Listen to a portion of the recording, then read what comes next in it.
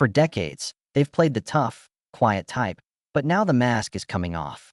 The sad truth about his last years is finally being told. He was born on September 15, 1946, in San Saba, Texas, a small town in Texas. Fewer than 3,000 people live there. Starting out, his home life was a mess. He worked in the oil fields and used to be a cowboy, but not anymore.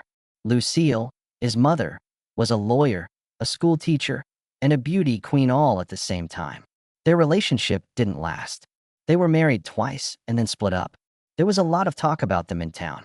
Tom saw his parents fight, leave each other, and then come back over and over again. Once they got divorced, the family moved every time. They didn't stay someplace for long. The jobs Clyde had in the oil field made things even less stable. Tommy was guarded and serious during these early years. As a child, he didn't show how he felt. However, things inside were a lot worse than what observed. His father was very angry. Tommy was still little when Clyde came home drunk and tired from working 12 hours in the heat. Clyde would blow up if Tommy did something as silly as bringing mud into their trailer. His punishment would be harsh. Things got worse for Clyde when oil prices dropped in the early 1950s and he couldn't find work for 6 months. Nearby people in Midland's trailer park heard screams and furniture breaking late at night. In the end, Tommy said that he was abused a lot as a child. He had to learn how to tell what his dad was feeling in order to stay alive. What's missing? In his early years, when showing fear could make things worse, he got the famous still look. In 1954, something really big happened in the morning. While Clyde was working at a drill site, a gas pocket blew up all of a sudden. The time was 3:47 this morning. On Tuesdays, it went up 200 feet into the air. There were deaths of 2 guys. Inside 50 yards, equipment melted. 3-degree burns covered more than 30% of Clyde's body. He was hospitalized for 3 months. Tommy began working part-time when he was 8 years old to help his family make ends meet. The day in question saw 5 guys taken to the hospital. In just 2 days, 2 of them died. While his dad was sleeping, Tommy heard him scream. That experience taught him that one blast could ruin everything for a family. He always remembered. Because his parents' marriage was unstable and Clyde was always changing jobs, Tommy didn't stay at one school for long. By the time he was 12, he had been to 7 schools in Texas. For example, he had to start over in Midland, Sabinal, and Rotan. Not as good as before, his scores went from S to CS. Rich kids looked down on him at Midland's Robert E. Lee High School. Despite not having much, he was big, 6 feet 1 inch, 200 pounds, and used that size to fight back. He joined the football team and played like he had something to prove. His hits were hard, too hard. Sometimes he got suspended, but on the field, no one could mess with him. When he was 13, his father got a job in Libya that paid well, but Tommy stayed in Texas. He had earned a scholarship to St. Mark's School in Dallas, one of the top schools in the state. By age 16, he was back on the oil rigs during summers, working next to his father. The shifts lasted 14 hours, and the heat often hit 110 degrees. The work was dangerous. He handled heavy drills, cleaned up chemicals, and stood near machines that could kill a man instantly. In 1962, he saw a coworker lose 3 fingers right in front of him. Blood sprayed across the drill floor. Help didn't arrive. 45 minutes. That summer, Tommy made $3.50 an hour. He lost 25 pounds and had calluses that never went away. One day, a 500-pound drill bit broke loose and smashed the platform right next to him. It nearly killed him. Those years taught him pain, discipline, and grit. He never forgot the smell of diesel or the feeling of almost dying. In 1965, Tommy Lee Jones got into Harvard with a scholarship. His first room was in Mower Hall, B12. Across the hall lived Al Gore, who would later become vice president. They became roommates and stayed together all 4 years. Later, they also lived with Bob Summerby, who would go on to run a media watchdog site. Tommy and Al Gore stayed up late arguing about books and politics. That bond lasted for decades. Tommy gave a speech for Gore at the 2000 Democratic National Convention. When Gore won the Nobel Peace Prize, Tommy helped host the concert. He graduated in 1969, cum laude, with a degree in English literature. Harvard, he said, taught him how to learn. And learning, he said, was the heart of acting. At Harvard, he also played football. He wore jersey number 61. He was 6'1", 200 pounds, and played offensive guard on the undefeated 1968 team. That season ended in a game that became legend. On November 23, 1968, Harvard played Yale. It was 29-13, with just 42 seconds left. Harvard scored twice and tied the game 29-29. The next day, the school newspaper ran the headline, "Harvard beats Yale, 29-29. Tommy was on the field during that final miracle. That game was so famous, it became a documentary in 2008. In 2010, Tommy spoke at a screening of it, standing again in Dunster House. Tommy was also active in Harvard's theater scene. His role in Coriolanus shocked people with how raw and intense it was. Professors and students talked about it for years. It was clear even then he had something rare. He acted alongside John Lithgow in The Ladies Not for Burning in 1967, starting a friendship that lasted decades. When he won the Harvard Arts Medal in 2012, he said college was the best thing that had happened to him creatively.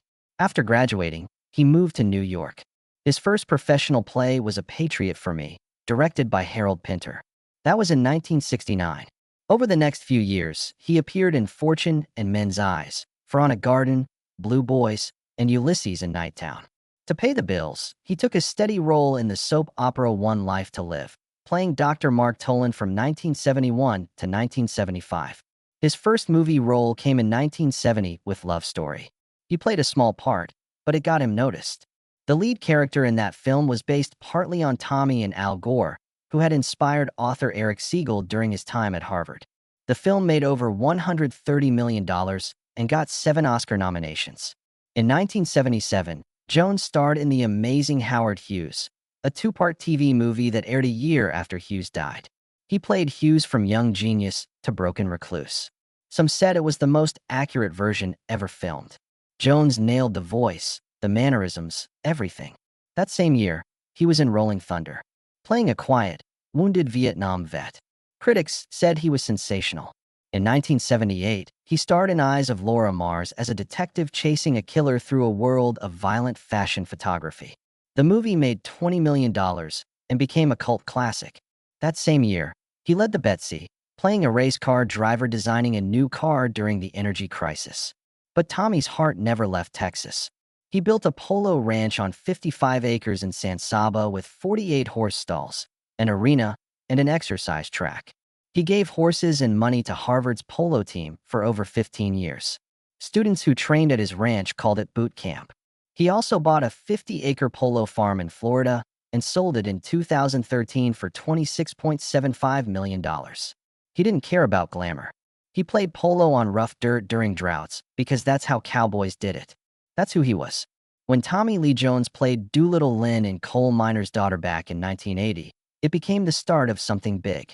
The movie told the real-life story of country star Loretta Lynn, and it earned over $67 million at the box office, even though it was made for just $15 million.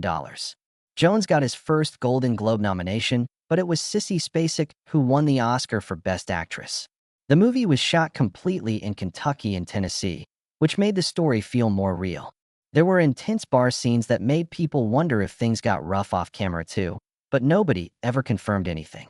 Nearly 40 years later, in 2019, the Library of Congress chose the film for the National Film Registry, saying it was important to American culture and history. Then in 1983, Tommy played one of his darkest roles yet. He became Gary Gilmore in The Executioner's Song, a chilling TV movie based on a real man who had killed 2 people and insisted on being executed. Jones won the Emmy for that role.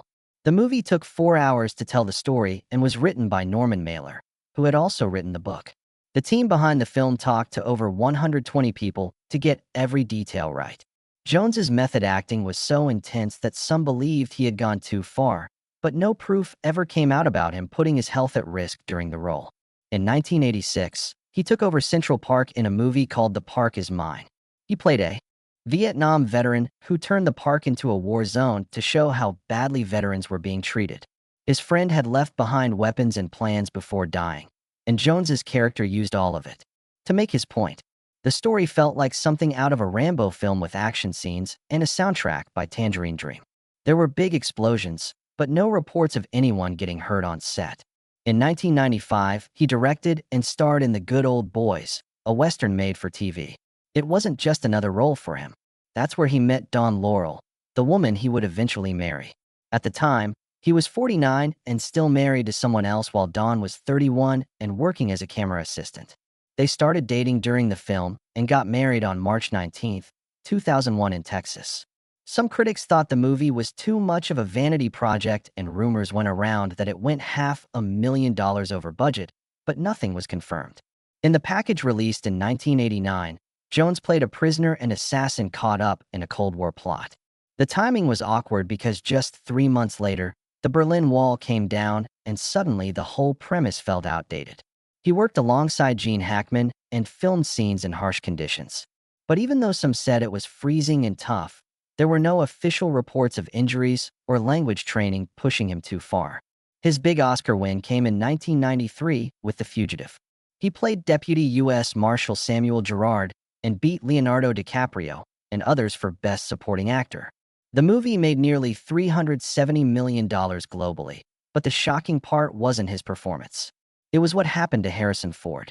Ford tore his ACL during a chase in the woods and kept filming without telling anyone. He even had a ruptured disc in his back and still did his own stunts. That famous dam jump scene had to be res hot because of failed pyrotechnics, and Ford was in real pain every time. In 1994, Jones let loose in Natural Born Killers. He played a completely insane prison warden so over the top that director Oliver Stone had to fight the MPA to avoid an NC-17 rating. The performance was filled with unscripted rants, and studio bosses were furious. Stone had to cut scene after scene until they finally got AR rating on August 26, 1994. Later, the film was blamed for inspiring real-life violence and was ranked one of the most controversial films ever. Then came Batman Forever in 1995. Behind the flashy Two-Face makeup, things got ugly. Jim Carrey approached Jones at a restaurant, and Jones told him straight to his face, "Hate you. I cannot sanction your buffoonery." Carrey had just become Hollywood's comedy king. But Jones didn't want anything to do with his style. The two barely got along during filming, and director Joel Schumacher had to keep the peace. Carrey later said the encounter felt weirdly personal, but very real. In Men in Black, released in 1997, Jones returned to comedy and action, but not without chaos. He kept breaking props and injuring camera assistants by accident. Director Barry Sonnenfeld said they had to take the neuralizer out of his hands until the last second. He also made strange sound effects while pretending to shoot, ruining takes without even realizing it. And during one scene in a car shell 15 feet in the air, Will Smith let out such a horrible fart that Jones almost passed out. Still, the movie earned nearly $590 million and kicked off a whole franchise. In Double Jeopardy, from 1999, Jones insisted on doing all his own stunts in a freezing river. He had trained with the FBI for the role and didn't want to double, even though he was 56 at the time. During one scene, he got trapped under the water and nearly drowned. The crew had to rescue him. The movie still made $177 million, but it was a close call. In 2005, Jones made The Three Burials of Melchiorrides Estrada, which he also directed. It was a serious film inspired by the real killing of a teenager near the border. Took 2 years to prepare, learn Spanish, and worked closely with the writer Guillermo Arriaga, who won Best Screenplay at Cannes. Jones won Best Actor there, too. Even though it made less than $10 million, it showed how much Jones cared about art over box office numbers. In No Country for Old Men, released in 2007, Jones played Sheriff Ed Tom Bell. The movie made $171 million and won 4 Oscars, including Best Picture. Jones gave the film its heart and weight, especially in his final speech about feeling outmatched by evil. The Coen brothers wrote the role just for him, knowing he could say more with silence than most could with words. By 2010, he was playing an executive in The Company Men, a drama about job loss during the 2008 financial crash. Jones's character had built the company from the ground up and now had to watch loyal employees get laid off. He gave emotional performances that reflected what real people were going through at the time. The movie had a $15 million budget and filmed during real economic uncertainty. In Lincoln from 2012, Jones played Thaddeus Stevens. wearing a big fake black wig because the Raoul Stevens had alopecia. Jones wanted to shave his eyebrows too, but Spielberg said no. Jones delivered fiery speeches and studied Stevens' life for months. His scenes about ending slavery were some of the film's most powerful moments. By 2014, he was back directing and starring in The Homesman. He and Hilary Swank played two people transporting mentally ill women across dangerous frontier lands. The movie showed the brutality of pioneer life and tackled subjects like mental illness in a way Westerns usually didn't. It had a $16 million budget and filmed in rough New Mexico weather with real horses and harsh winds. In 2016's Jason Bourne, Jones played CIA Director Dewey, who had ordered Bourne's father's death. The movie made $415 million, but critics said Jones looked exhausted. The script had gone through many rewrites, and some felt like he just didn't want to be there. One reviewer joked that his face looked like the Grand Canyon. A year later, he played a real journalist in Shock and Awe, a film about reporters who challenged the U.S. government's claims before the Iraq War. The film showed how these journalists were the only ones who got the story right. Jones played Joe Galloway, and the Raoul journalists helped guide the film to keep it accurate. They were even on set during filming. In Ad Astra from 2019, Jones played Brad Pitt's missing father, an astronaut who had vanished near Neptune. The movie tried to be as realistic as possible, using zero-gravity training and practical effects. Pitt went through nausea-inducing training, while Jones stayed more in the background. The movie made $135 million and was nominated for Best Sound Mixing. In 2020's Wander, he played a conspiracy theorist who co-hosted a podcast with a paranoid investigator. The film touched on MKUltra, border surveillance, and chip implants. It got a low 4.9 out of 10 from over 10,000 IMDb users, but Jones still brought weight to his scenes. And in 2023, something strange happened at the Finest Kind premiere. Jones was standing next to Jenna Ortega and asked her, "Did we have any scenes together?" She had to gently remind him that they did. The moment went viral, and people started wondering if the 77-year-old actor was having memory issues. It was a quiet and uncomfortable moment just 2 days before the film's release. Tommy Lee Jones was never someone who chased the spotlight. But over the years, stories started to build around him.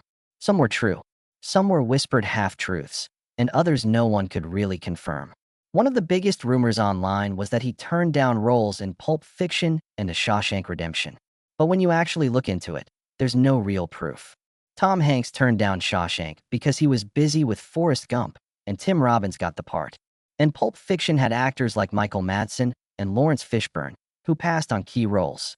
But Tommy Lee Jones?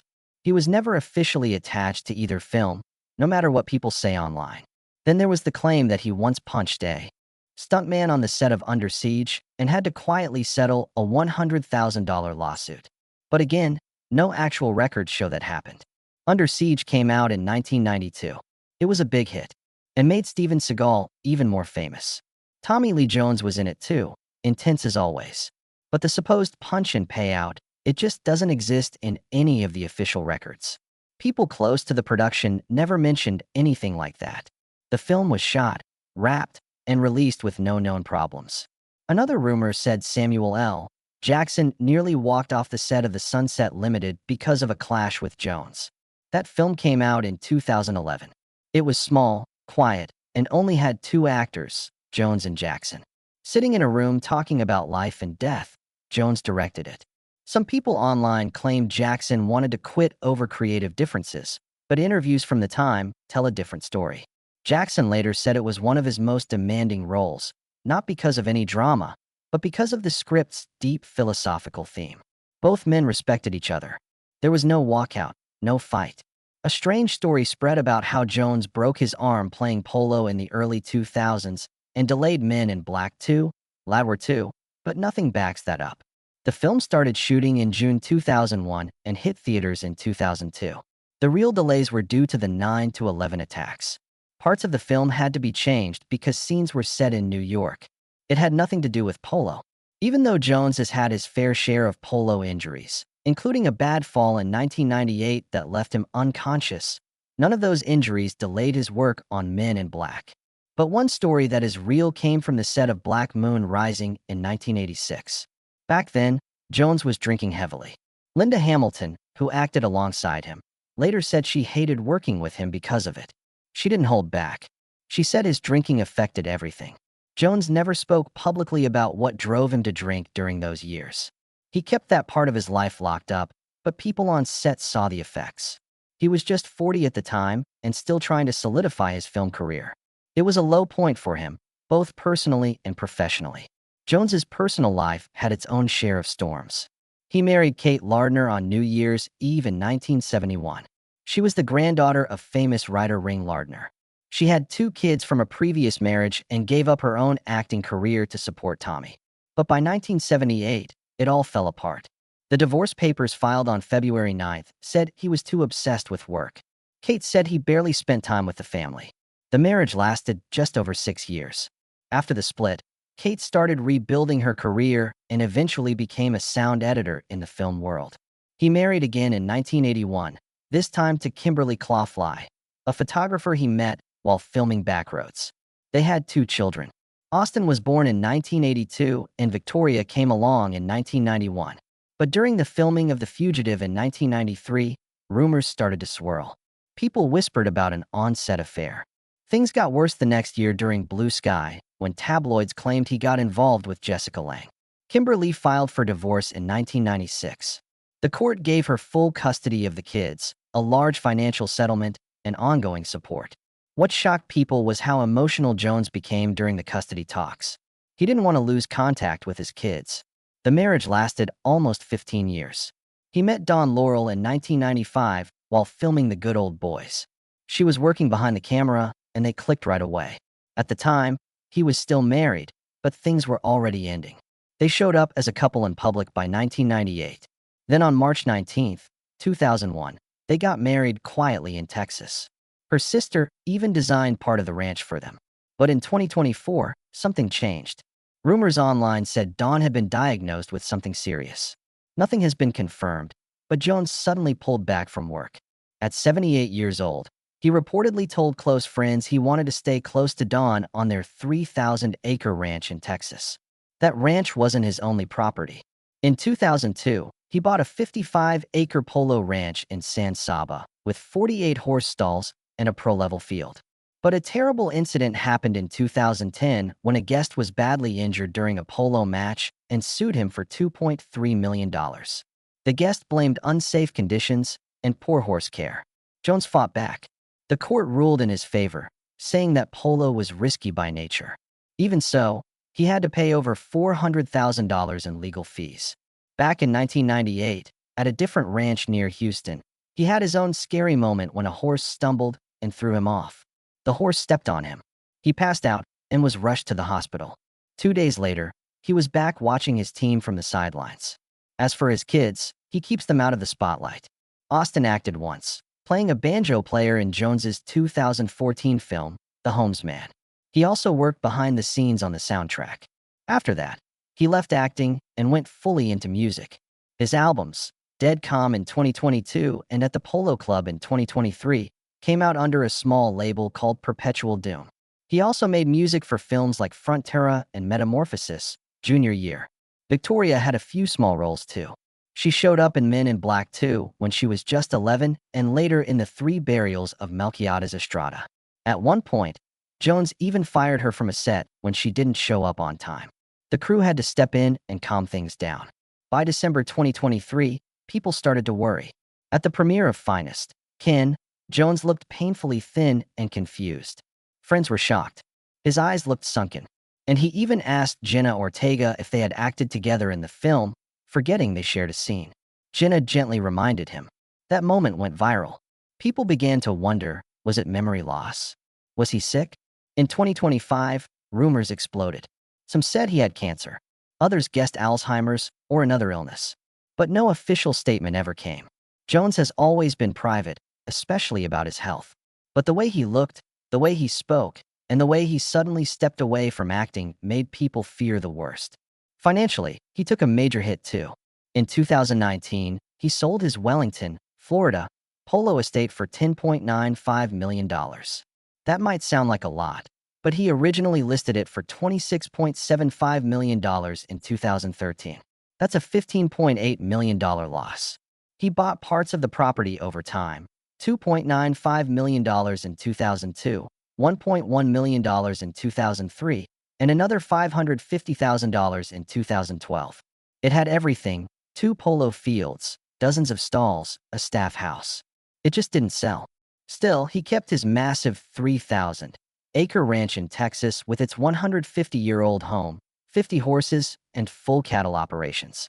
Even with all the ups and downs, Jones still has an estimated net worth of $100 million in 2025. He earned it from films like The Fugitive, Men in Black, and No Country for Old Men. He also directed, wrote, and produced. In 2012, he got the Nastia Lifetime Achievement Award at the San Sebastian Film Festival, honoring over 70 films and decades of work. That award came when he was still strong and active. Now he stays mostly quiet on his land, far from Hollywood, still respected, still feared, and still full of mystery.